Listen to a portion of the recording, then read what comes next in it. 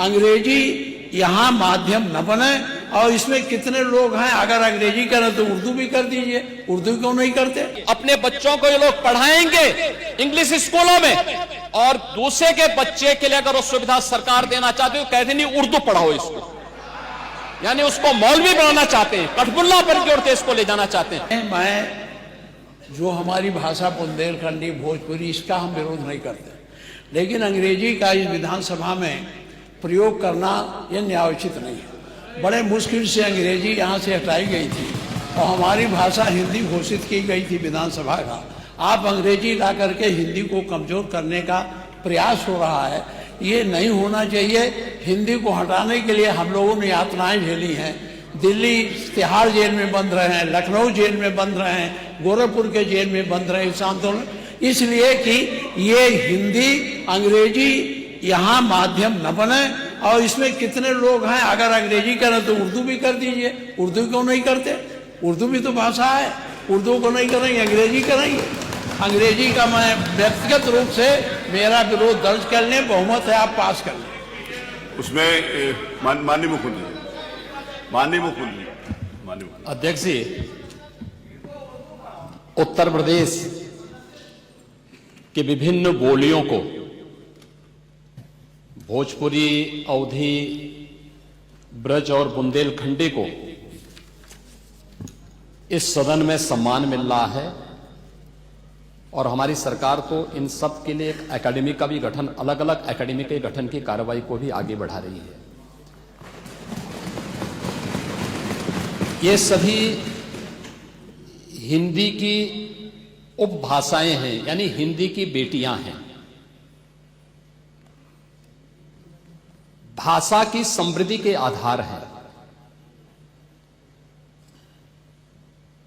और हमें इसका स्वागत करना चाहिए। ये सदन साहित्यिक, केवल विशुद्ध साहित्यिक और व्याकरण से के विद्वानों की नहीं है, आम जन का प्रतिनिधित्व करने वाले माननीय सदस्य समाज के विभिन्न तबके से आए हैं। अंतिम पायदान पर बैठे हुए व्यक्ति की आवाज को भी इस सदन में मुखरता मिले, इसके लिए अगर किसी को हिंदी में वह धारा प्रवाह नहीं बोल सकता, तो उसको भोजपुरी में भी अपनी बात को रखने का अधिकार मिलना चाहिए, अवधी में, ब्रज में या बुंदेलखंडी में उसको रखने का अधिकार मिलना चाहिए। ये कौन सी बात हो गई कि भोजपुरी में ना बोले, अवधी में ना बोले, इसका विरोध अंग्रेजी का, बुंदेलखंडी में ना बोले, और उर्दू क्या वकालत कर रहे हैं? ये बड़ी विचित्र बात है।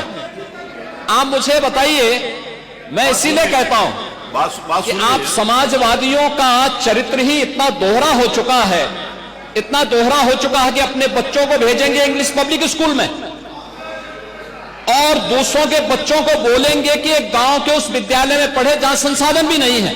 ये दोहरा आचरण और जाकी रही भावना जैसी, प्रभु मूर्ति देखी तिन तैसी, यह तो आचरण आप लोगों का है। इसीलिए आपने कल भी भोजपुरी का विरोध किया, अवधी का विरोध किया, बुंदेलखंडी का विरोध किया, और आप लोग अपने दैनिक जागरण में, दैनिक जीवन में इस प्रकार के आचरण के आदी हो चुके हैं। और इसलिए अध्यक्ष जी, इसका अभिनंदन हम लोग करते हैं, और इन बोलियों को सम्मान मिलना चाहिए। इनके संरक्षण के लिए ही हमारी सरकार भोजपुरी एकेडमी का गठन कर रही है, अवधी एकेडमी का गठन कर रही है संत तुलसीदास जी के नाम पर। इसी के आधार पर ब्रज भाषा इतनी समृद्ध भाषा है। सूरदास जी ने अपनी सभी रचनाएं उसी भाषा में दी हैं। संत तुलसीदास जी ने अपनी कालजयी रचना रामचरितमानस, जो इस सदन में ही नहीं, उत्तर भारत के अंदर और भारत से प्रवासी हुए जितने भी ऐसे लोग हैं जो मॉरिशस में या दुनिया के फिजी में या दुनिया के किसी देश में गए, उनके संकट काल में रामचरितमानस ही तुलसीदास जी का अवधी भाषा में रचा गया रामचरितमानस ही उनका सहारा बना था। और आज जब उसको सम्मान मिल रहा है तो आप उसका विरोध कर रहे हैं। बड़ी विचित्र सी स्थिति है। आप हर अच्छे कार्य का समाज, आज के यही ढोंग है आप लोगों का, यही ढोंग है। हर अच्छे कार्य का आप विरोध करेंगे, हर अच्छे कार्य का आप विरोध करेंगे। हर अच्छा कार्य जो प्रदेश के हित में है, देश के हित में है, आप उसका विरोध करेंगे। और मुझे लगता है इस प्रकार के विरोध की निंदा होनी चाहिए और हम इसका समर्थन करते हैं जो उत्तर प्रदेश की बोलियों को सम्मान मिल रहा है। मैं आपका धन्यवाद करूंगा और विधानसभा सचिवालय को इस बात के लिए धन्यवाद दूंगा।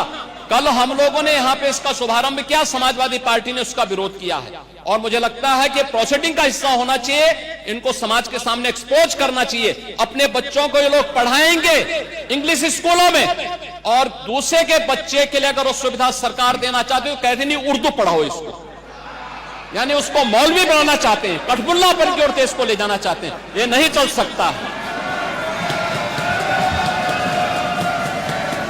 उर्दू भी इस प्रदेश की बोली है, तो उर्दू में क्यों नहीं यहाँ विधानसभा में किया जाए? उर्दू भी उत्तर प्रदेश में बड़ी संख्या में बोली जाती है, तो उर्दू को मेरा केवल विरोध अंग्रेजी का, क्योंकि अंग्रेजी से अंग्रेजी कौन गांव में जानता है? यहाँ बोला जाएगा तो अंग्रेजी में कौन समझेगा? कितने लोग हैं? इसलिए इस विधानसभा को कुलीन तंत्र की विधानसभा न बनाइए, यही मेरा अनुरोध।